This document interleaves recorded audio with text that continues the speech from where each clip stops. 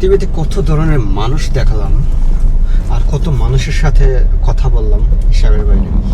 চলাফেরার দিক দিয়ে পৃথিবীর মানুষের সাথে অনেক ভালোই চলাফেরা হইল, মন বুঝাবুঝি হইল, লেনাদেনা হইল, সব কিছু হইল। সব কিছুর পরে কি যেন একটা মিসিং রয়ে গেল, সেটা হচ্ছে মানুষ চেনা।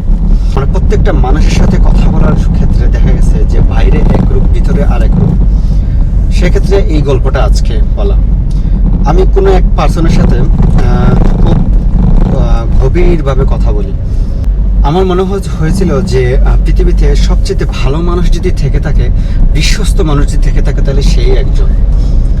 তো আমি তার সাথে কন্টিনিউ করি আমার কথাবার্তা বা আমার মনের যে অবস্থা সব কিছু তাকে বোঝাতে চেষ্টা করি। সেও তার কিছু পরিস্থিতি, কিছু পরিবেশ, কিছু কথা সব কিছু মিলে শেয়ার করে আমার সাথে। আমার মনে হলো যে ভালোবাসাটা খুব রিয়েল, বা এই ভালোবাসাটা কোনো একটা বাস্তবে রূপান্তরিত করতে হবে, যেটা সারা জীবন একসাথে থাকা, একসাথে চলাফেরা করা, একসাথে সব কিছু জীবন ব্যবস্থা করা। কোনো এক সময় সেই রাজটা খুলে গেল তার। হঠাৎ করে তাকে চিনতে পারলাম যে সে তো আর আমার সেই বিশ্বস্ত মানুষ নয়, যাকে আমি মনে করতাম যে আমার সবচেয়ে কাছের মানুষ। সে একটা সময় তার আসল রূপ দেখাতে শুরু করলো, যখন তার অন্য একটি পার্সনের সাথে তার কথাবার্তা শুরু হলো। দেখা গেছে যে আমার যে অবস্থান সেটি থেকে ও উপরে, সে তার অন্য কাউকে পেয়ে গেছে। তার সাথে কথা বলা শুরু হয়েছে, তার সাথে বন্ধুত্ব হয়েছে, তার সাথে তার সম্পূর্ণ সব কিছুতে তাকে ইনভলভ করছে। সেই সেম কাহিনী তাকে বোঝানো হয়েছে যে সে তাকে ভালোবাসে। তো দেখা গেছে তাদের মধ্যে একটা সম্পর্ক তৈরি হয়েছে। যে সম্পর্কের দিক দিয়ে দেখলাম যে আমি তৃতীয় পার্সন হয়ে গেলাম। যদিও আমি তাকে অনেক ভালোবাসতাম, যদিও মনে করতাম যে তার সাথে আমার জীবন জড়িত, এমনকি সে আমাকে কখনো ছাড়বে না, কখনো আমাকে কষ্ট দেবে না।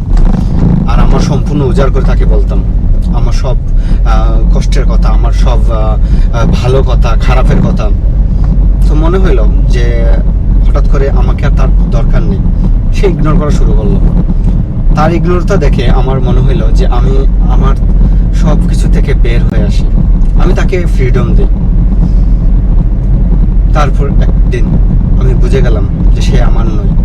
সে আমার সাথে কথা বলতে ইচ্ছা করে না, সে আমার সাথে দেখা করতে চায় না, সে আমার সাথে কোনো বিষয় নিয়ে কোনো মার্কেটিং করতে চায় না। তো আমার আমার আমার তার প্রতি যে ভালোবাসাটা হইলো, সেটির কোনো মূল্য ছিল না তখন। তো নিজেকে গুছাইয়া, নিজেকে বুঝে একটা সময় সরে আসলাম এখান থেকে। তারপর কি হলো, কোনো এক সময় শুনতে পেলাম যে যেই মানুষের জন্য আমাকে ছাড়া হয়েছে, সেই মানুষটাকে তাকে ছেড়ে চলে গেছে, তাকে ধোঁকা দিছে। সে আবার আল্লাহর কাছে বিচার চায় যে তাকে ধোঁকা দেওয়ার। তাহলে কথাটা এরকম হয়ে গেল না যে যেটা করবে সে সেটা পাবে, যার যেটা প্রাপ্য সেটা সে পাবেই। হয়তো সে আমাকে ধোঁকা দিছে, সে অন্য কারো কাছ থেকে ধোঁকা পাইছে। তো পৃথিবী গোল, সবার সাথে কোনো না কোনোভাবে দেখা হয়, কোনো না কোনোভাবে দেখা হবেই যদি আপনার নসিবে থাকে। আপনারা যাদের খুব আপন ভাবতেন, যারা আপনাকে কষ্ট দিছে, যারা আপনাকে আঘাত করছে, তাদের সাথে দেখা হবে। যদি আপনি সঠিক হয়ে থাকেন তাহলে দেখে নেবেন যে আপনার যে কষ্ট দেওয়া, যে ধোঁকা দিছে, তার ফলাফল পাইছে কিনা। আল্লাহ কোনো না কোনো একভাবে তাকে সেটা দিয়ে দেন। তো আমরা এ থেকে বুঝলাম যে আমার জীবনটা নিয়ে যে খেলা করছে, আল্লাহ তাকে অন্য কারো মাধ্যমে তার জীবনটাকে নিয়ে খেলা করতেছে। সমান সমান ভাগ হয়ে গেল না বিষয়টা।